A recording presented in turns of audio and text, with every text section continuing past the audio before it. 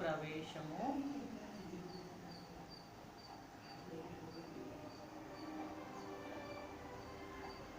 నూతన లాభ నష్టాల నిష్పత్తి లెక్కించుట.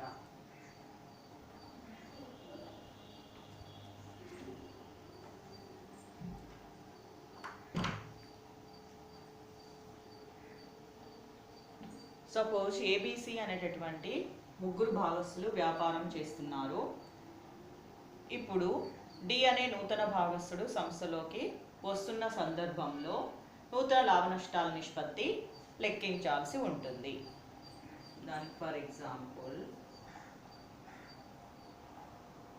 పిక్యూ అనే భాగస్తులు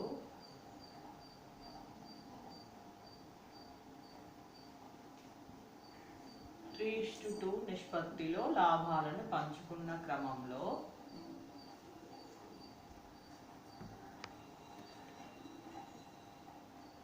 లాభాలు పంచుకుంటూ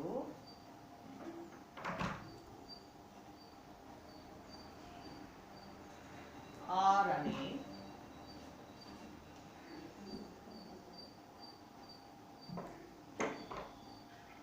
నూతన భాగస్తుని 1/5 వంతు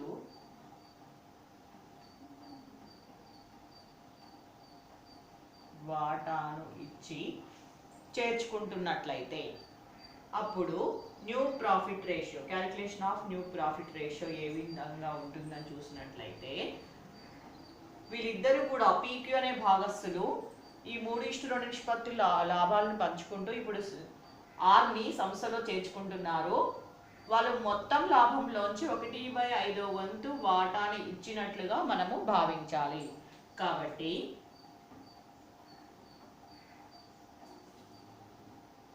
సంస్థ మొత్తం లాభం ఈజ్ ఈక్వల్ టు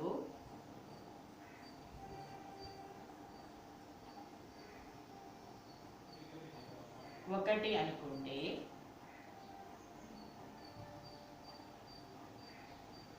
ఆర్కి ఇచ్చిన వాటా 1/5.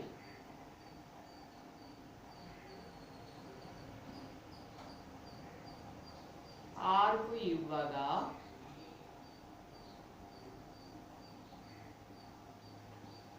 మిగిలిన వాటా is equal to 1 minus 1/5 that is equal to 4/5.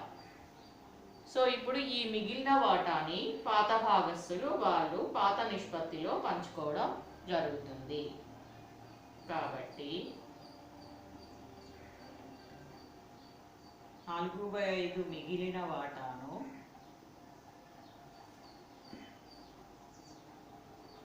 PQ 3:2 నిష్పత్తిలో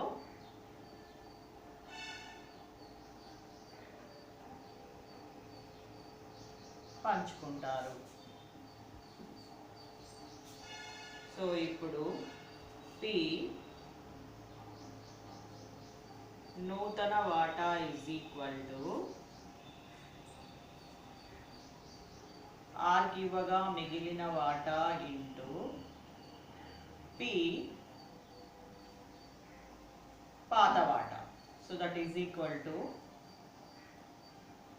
4/5 ఇంటూ P పాత వాటా 3/5 దట్ ఈజ్ ఈక్వల్ టు 12/25.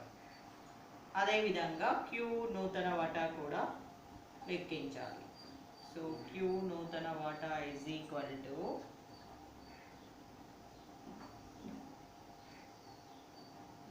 మిగిలిన వాటా ఇంటూ పాత వాటా. సో మిగిలిన వాటా is equal to 4/5 into Q పాత వాటా 2/5 దట్ ఈజ్ ఈక్వల్ టు 8/25.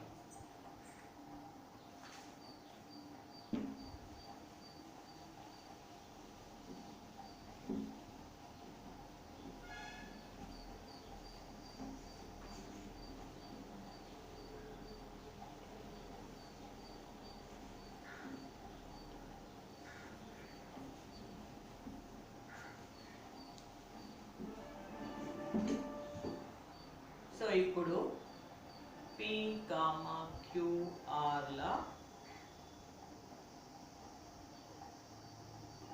నూతన నిష్పత్తి is equal to P 12/25 is to Q 8/25 is to R 1/5. So ఇప్పుడు R యొక్క లవహారాలను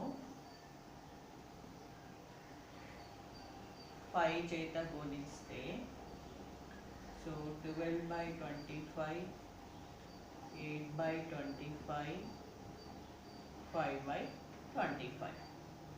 So that is equal to 12:8:5. So PQR ల నూతన వాటా 12:8:5. కొన్ని సందర్భాలలో నూతన భాగస్సునికి సంస్థ మొత్తం లాభంలోంచి కాకుండా భాగస్సులు పాత భాగస్సులు ఇద్దరు కూడా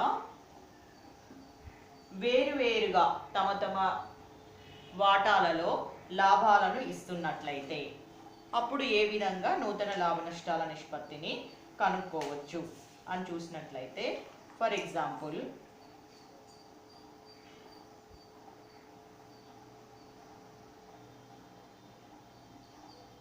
A, B లో 5:3 నిష్పత్తిలో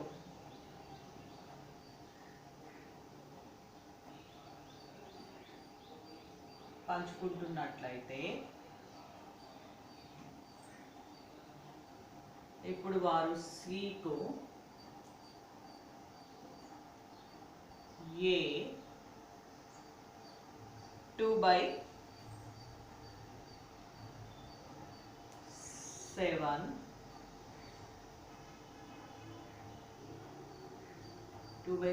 వాటా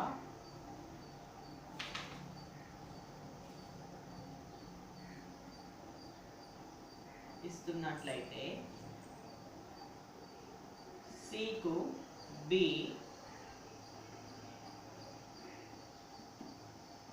1/7 వాటాను ఇస్తున్నట్లయితే అప్పుడు నూతన లాభ నష్టాల నిష్పత్తి ఏ విధంగా లెక్కించాలి అని చూసినట్లయితే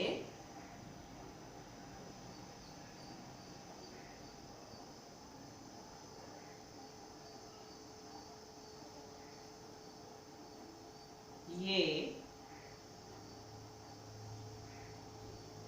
పాత వాటా is equal to 5/8. A Cకి ఇచ్చిన వాటా is equal to 2/7. అప్పుడు A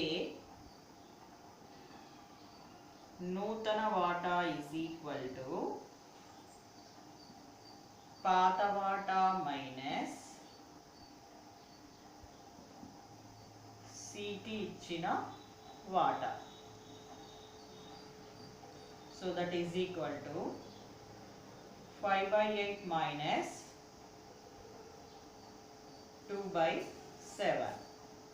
So that is equal to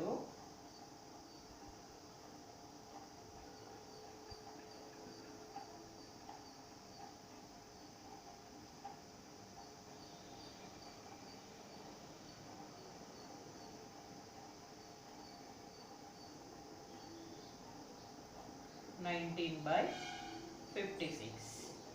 అదేవిధంగా B పాత వాటా is equal to 3/8. B Cకి ఇచ్చిన వాటా is equal to 1/7. So B నూతన వాటా ఈజ్ ఈక్వల్ టు పాత వాటా మైనస్ సికి ఇచ్చిన వాటా. So that is equal to 3/8 minus సికి ఇచ్చిన వాటా 1/7 దట్ ఈజ్ ఈక్వల్ టు కాసాగు 756 856 that is equal to 13/56. So A, B, C ला నూతన వాటా is equal to 19/56 is to 13/56 is to C की 2/7 plus 1/7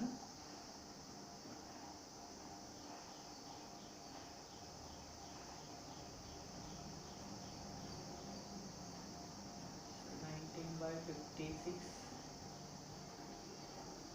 13/56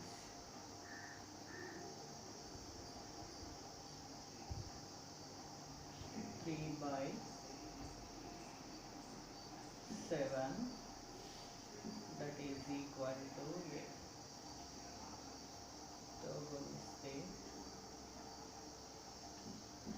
56. So 19 is to 13 is to 24. So ఈ విధంగా నూతన భాగస్థుడు పాత భాగస్థుల నుంచి వేరువేరుగా వాటాలను సేకరిస్తున్నట్లయితే ఈ విధంగా నూతన నిష్పత్తిని లెక్కించాల్సి ఉంటుంది.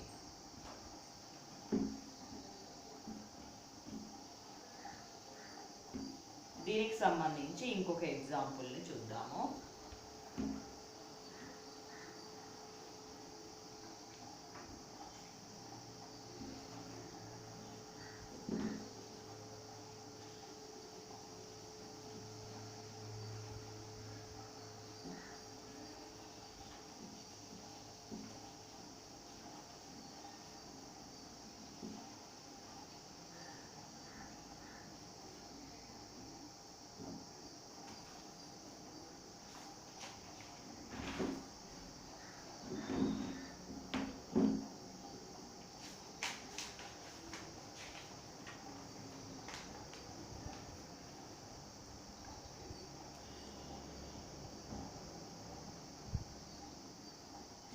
శివ కామ రామ 5:3 నిష్పత్తిలో లాభాలను పంచుకుంటున్నారు.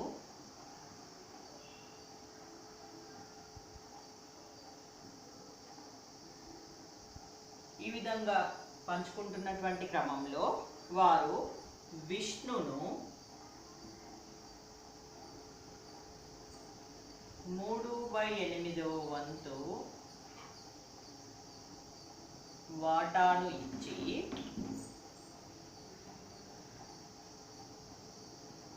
సంస్థలోకి ఆహ్వానిస్తున్నారు.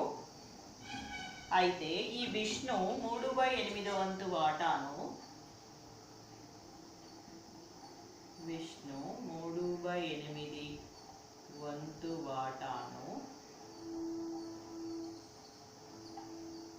శివ నుండి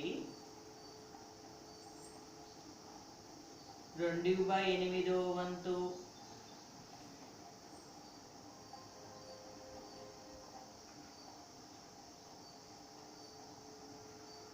రామ నుండి 1/8 వంతు వాటాను తీసుకుంటున్నాడు. అంటే టోటల్ 3/8 వంతు శివ రామ కలిపి ఇస్తున్నారు. విష్ణుకి శివ 2/8 వంతు వాటా అదేవిధంగా రామ 1/8 వంతు వాటా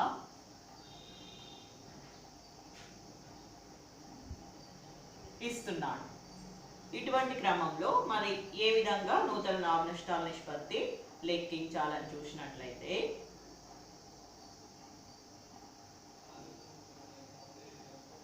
శివ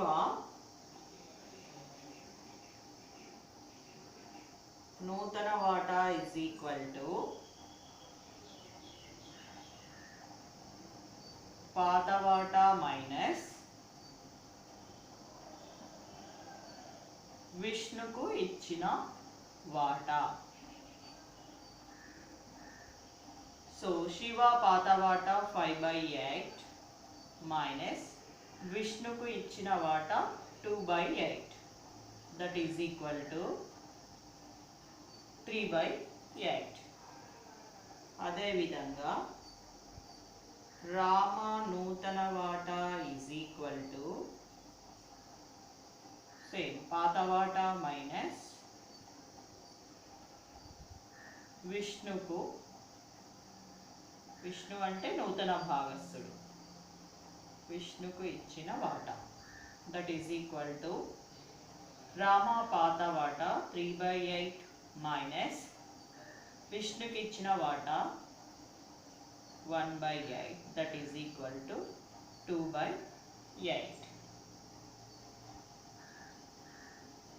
విష్ణు వాటా ఈజ్ ఈక్వల్ టు 2/8 అంటే శివ నుండి స్వీకరించిన 2/8 ప్లస్ రామ నుంచి స్వీకరించిన 1/8 టోటల్ 3/8. సో శివ కామ రామ కామ విష్ణుల నూతన నిష్పత్తి is equal to 3/8 is to 2/8 is to 3/8. So ఈ విధంగా ఒక భాగస్థుడు సంస్థలోకి అదనంగా ప్రవేశిస్తున్నట్లయితే నూతన లాభ నష్టాల నిష్పత్తిని లెక్కించాలి.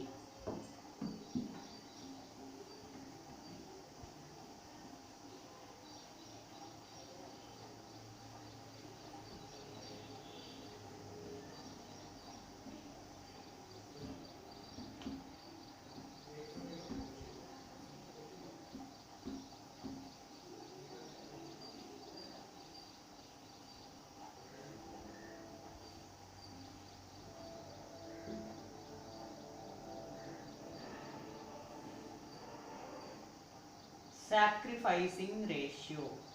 నెక్స్ట్ టాపిక్ త్యాగ నిష్పత్తి. త్యాగ నిష్పత్తి అంటే ఏంటంటే పాత భాగస్థులు సంస్థలోకి అదనంగా ఒక భాగస్థుని చేర్చుకోవడం వలన ఆ నూతనంగా ప్రవేశించినటువంటి భాగస్థునికి ఇచ్చినటువంటి వాటాను త్యాగ నిష్పత్తి అనడం జరుగుతుంది. సో కాబట్టి త్యాగ నిష్పత్తిని మరి ఏ విధంగా లెక్కించాలి? పాత భాగస్థులు వాళ్ళు లాభాలలో భవిష్యత్తులో సంపాదించుకునేటటువంటి లాభ నష్టాలలో వాటాను ఇస్తున్నారు కాబట్టి నూతన భాగస్థుడికి దాన్ని ఏమంటాము? త్యాగ నిష్పత్తి అంటాము. త్యాగ నిష్పత్తిని మరి ఏ విధంగా లెక్కించాలని చూసినట్లయితే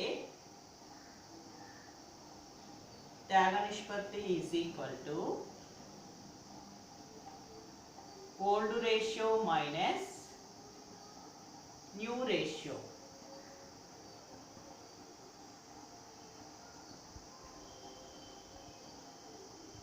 old share minus new share. So ఈ విధంగా త్యాగ నిష్పత్తిని లెక్కించడం జరుగుతుంది. ఫర్ ఎగ్జాంపుల్ త్యాగ నిష్పత్తిని ఏ విధంగా లెక్కించాలి ఎగ్జాంపుల్ రూపంలో మనము కనుక్కోవడం చూసినట్లయితే ఏబి అనే భాగస్థులు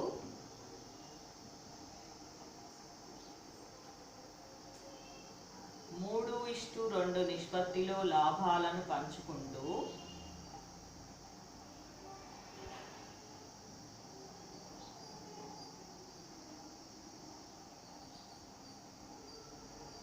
సిని సంస్థలోకి చేర్చుకున్నారు అదనంగా.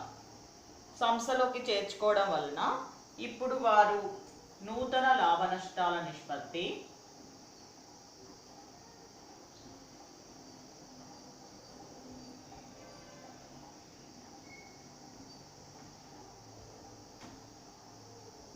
New profit ratio is equal to 5:3:2 అయితే మరి త్యాగ నిష్పత్తిని ఏ విధంగా లెక్కించాలి? Sacrificing ratio.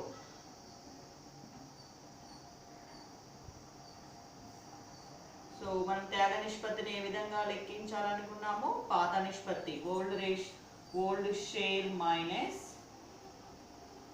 New share. So A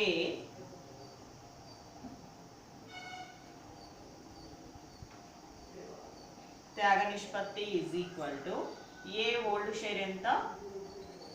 3/5 minus new share 5/10. That is equal to కాసాగు ఎంత వస్తుంది?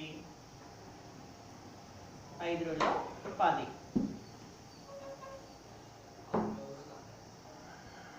So 5 2 10, 2 3 6 minus 5 1 10, 1 10, 1 5 5. That is equal to 1/10. Next, B sacrificing ratio. B త్యాగ నిష్పత్తి is equal to same పాత వాటా మైనస్ కొత్త వాటా నూతన వాటా. బి పాత వాటా ఎంత ఉంది? B old share is equal to 2/5. B new share is equal to 3/10. So B త్యాగ నిష్పత్తి is equal to 2/5 minus 3/10. So కాసా వచ్చేసి 10. 5 2 10, 2 2 4 minus 10 1 10, 1 3 3. That is equal to 1/10. So A, B La sacrificing ratio త్యాగ నిష్పత్తి is equal to 1/10:1/10. So ఈ విధంగా త్యాగ నిష్పత్తి లెక్కించడం జరుగుతుంది. సో త్యాగ నిష్పత్తిని ఏ విధంగా లెక్కిస్తామో? Old ratio minus new ratio, new share.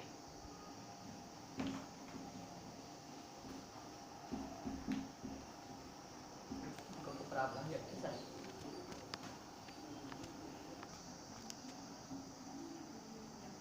లాభ నష్టాల వినియోగిత ఖాతా. Profit and loss appropriation account. How to calculate profit and loss appropriation account? ఇప్పుడు చూద్దాం ఏ విధంగా దీన్ని తయారు చేస్తాం. ఇది ఒక నామమాత్రపు ఖాతా. దీనికి సంబంధించి ఒక ఎగ్జాంపుల్. ఎక్స్ వై అనేటటువంటి భాగస్సులు ఇద్దరు కూడా 90,000 45,000 రూపాయల మూలధనాన్ని సంస్థలో ప్రవేశపెట్టడం జరిగింది.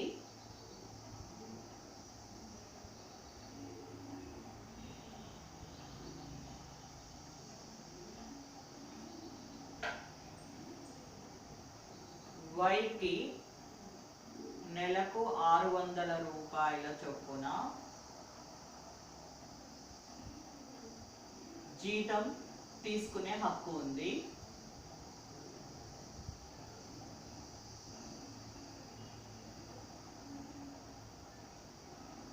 అదేవిధంగా ఎక్స్ వైలు ఇద్దరు వరుసగా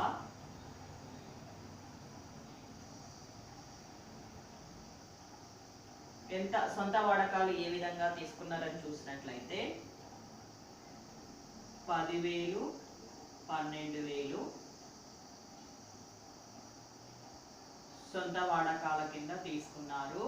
సొంత వాడకాలపై వడ్డీ 5%.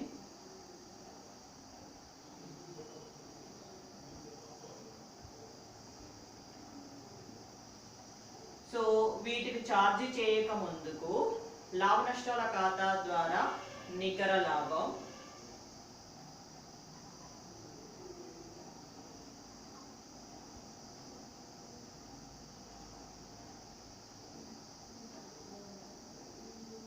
ఎంత వచ్చిందని చూసినట్లయితే 52,000. సో ఈ విధంగా మనకి ఇచ్చినట్లయితే మరి లాభ నష్టాల ఖాతా, లాభ నష్టాల వినియోగిత ఖాతా ఏ విధంగా తయారు చేయొచ్చు?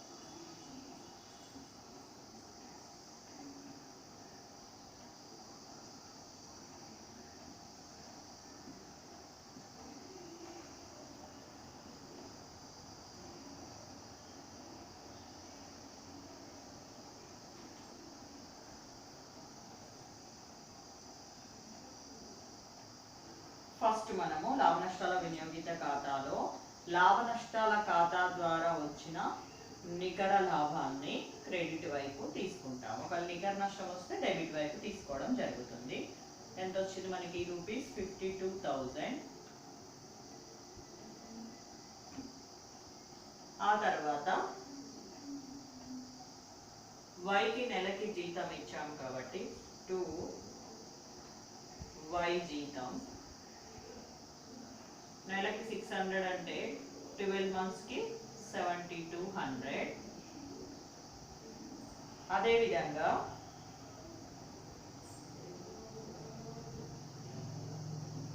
ఈ లెక్కలో మూలధనాలపై వడ్డీ ఇవ్వలేదు కాబట్టి ఇక్కడ మూలధనాలపై వడ్డీ రాదు.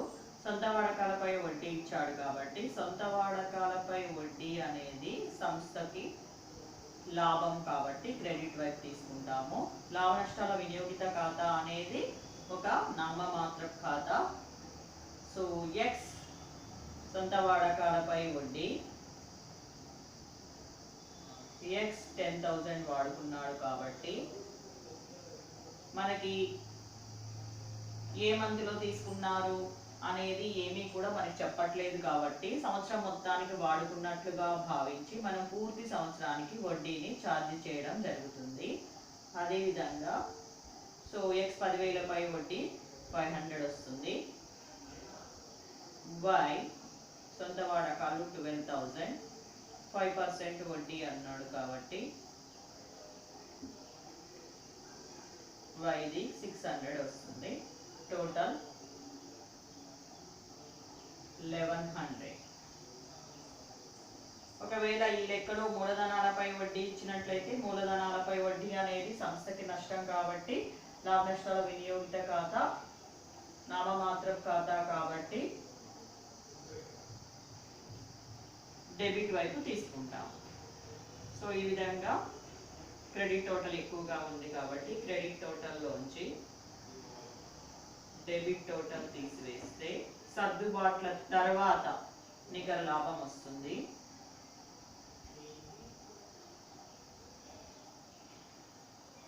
$45,900. ఈ 45,900ని ఒకవేళ XYలు ఇద్దరు కూడా X, Yలు ఇద్దరు కూడా లాభ నష్టాల నిష్పత్తి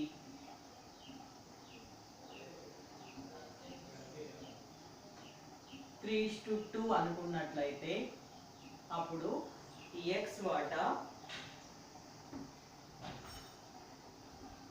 సో 45,900 into 3/5.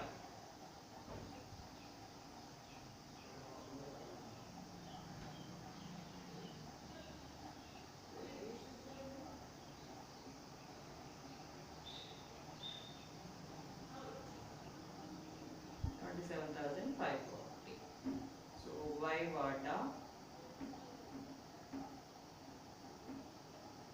5.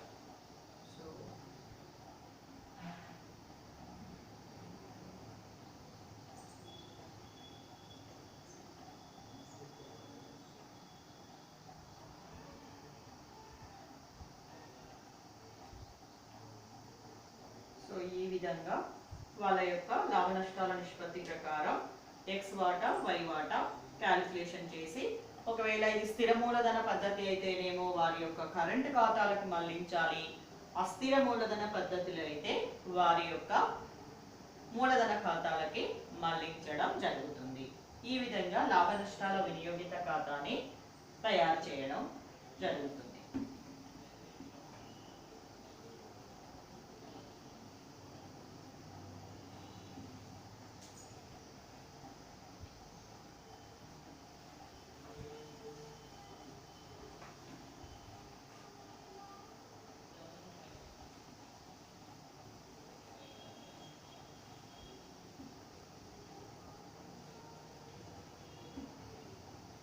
ఇంకొక ఎగ్జాంపుల్ చూద్దాము.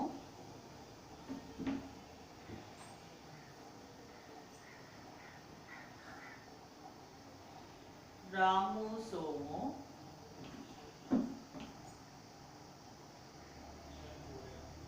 ₹1,00,000 కామా 80,000 మూలధనాలను ప్రవేశపెట్టి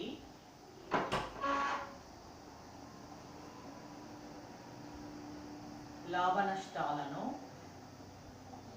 4:3 నిష్పత్తిలో పంచుకుంటున్నట్లయితే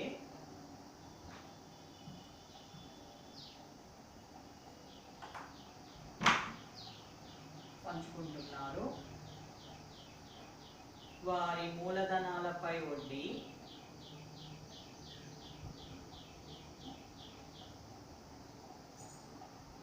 2%,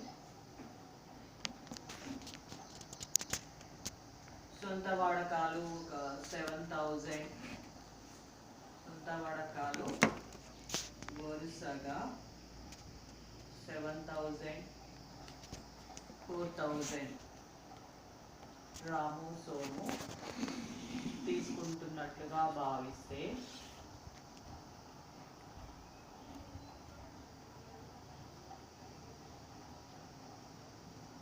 సొంత వాడకాలపై వడ్డీ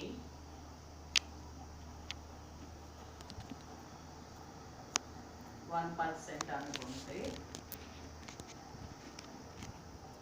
సోము వేతనం సంవత్సరానికి 4,000, సర్దుబాట్లకు ముందు లాభం ₹45,000. ఈ విధంగా మనకి ఇచ్చినట్లయితే లాభ నష్టాల వినియోగిత ఖాతా ఏ విధంగా తయారు చేయాలి ఈ ఎగ్జాంపుల్ నుంచి మళ్ళీ చూసినట్లయితే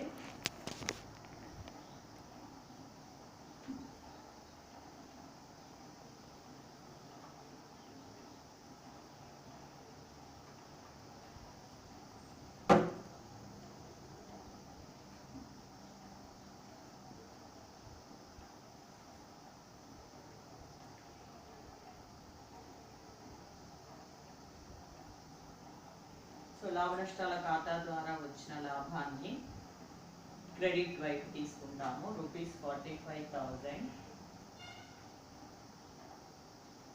మూలధనాలపై వడ్డీ సంస్థ ఖర్చు కాబట్టి డెబిట్ వైపు తీసుకోవడం జరుగుతుంది. సో రాము మూలధనంపై వడ్డీ 1,00,000 into 2%, so that is equal to 2,000. Somu 80,000 into 2%, that is equal to 1,600, total 3,600. ఆ తర్వాత సోము వేతనం ఇక్కడ సంవత్సరానికి ఇవ్వడం జరిగింది. Total lump sum amount 4,000.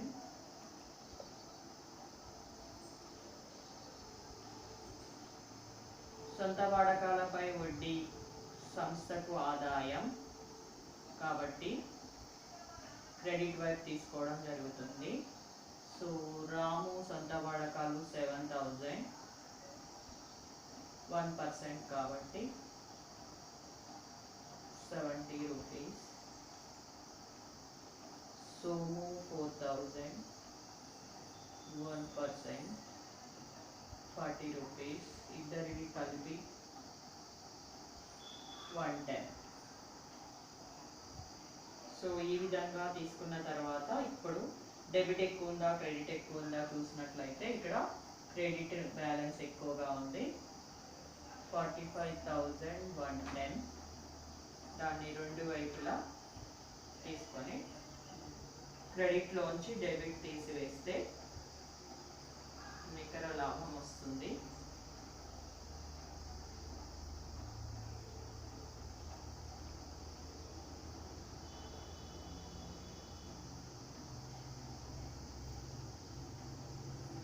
$37,450.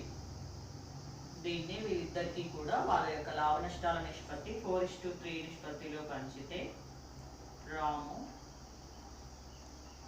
37,450 into 4/7, Somu 37,450 into 3/7 నిష్పత్తిలో పంచి వాళ్ళ యొక్క స్థిర మూలధన పద్ధతి అయితే కరెంట్ ఖాతాలకి, అస్థిర మూలధన పద్ధతి ఫ్లక్చువేటింగ్ క్యాపిటల్ మెథడ్ అయితే క్యాపిటల్ అకౌంట్కి ట్రాన్స్ఫర్ చేయడం జరుగుతుంది.